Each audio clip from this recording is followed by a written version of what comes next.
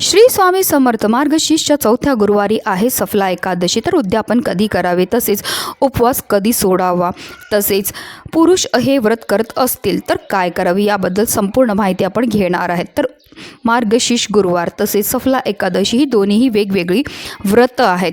त्यामुळे जर तुम्ही मार्गशीर्ष गुरुवारचं व्रत करत असतील तर उद्यापन तुम्हाला चौथ्याच गुरुवारी करायचे, पण तुम्ही एकादशीचं व्रत करत असतील तर तुम्ही उद्यापन करू शकतात, पण तुम्हाला व्रत जे आहे ते दुसऱ्या दिवशी म्हणजे द्वादशीच्या दिवशी पारण वेळामध्ये सोडायचं आहे।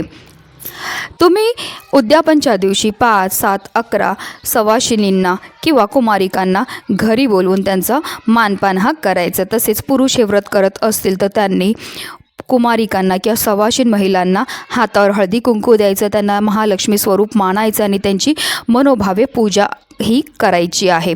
श्री स्वामी समर्थ।